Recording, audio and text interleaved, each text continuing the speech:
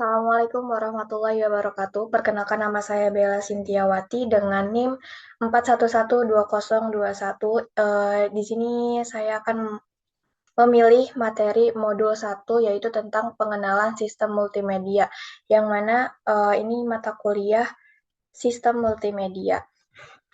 Nah, kata multimedia sendiri berasal dari dua kata, yaitu multi yang berarti banyak dan media yang berasal dari bahasa Latin yang berarti sesuatu yang dipakai untuk menyampaikan.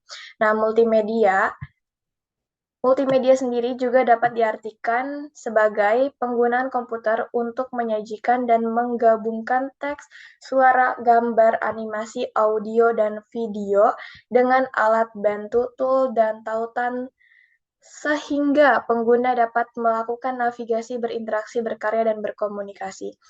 Beberapa definisi menurut beberapa ahli.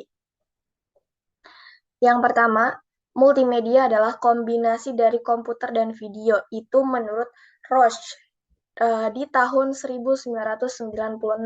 Yang kedua, multimedia adalah kombinasi dari 3 elemen, yaitu suara, gambar, dan teks. Itu menurut MC Comic dengan tahun 1996. Yang ketiga, multimedia juga dapat diartikan sebagai kombinasi dari paling sedikit dua media input atau output. Media ini dapat berupa audio, suara, musik, animasi, video, teks, grafik, dan gambar. Itu menurut Turban dan kawan-kawan pada tahun 2002.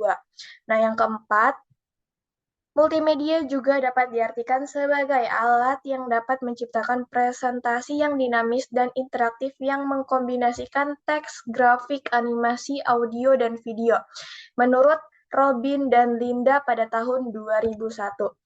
Nah, untuk yang terakhir, multimedia dalam konteks komputer menurut Hofstadter pada tahun 2001 adalah pemanfaatan komputer untuk membuat dan menggabungkan teks, grafik, audio, video dengan menggunakan tool yang memungkinkan pemakai berinteraksi, berkreasi, dan berkomunikasi.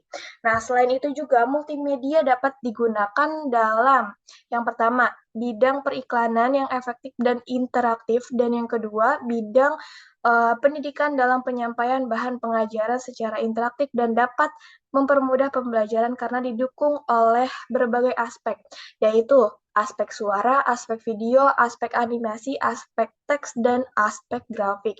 Nah, untuk yang ketiga, multimedia juga dapat digunakan sebagai bidang jaringan dan internet yang membantu dalam pembuatan website yang menarik, informatif, dan interaktif.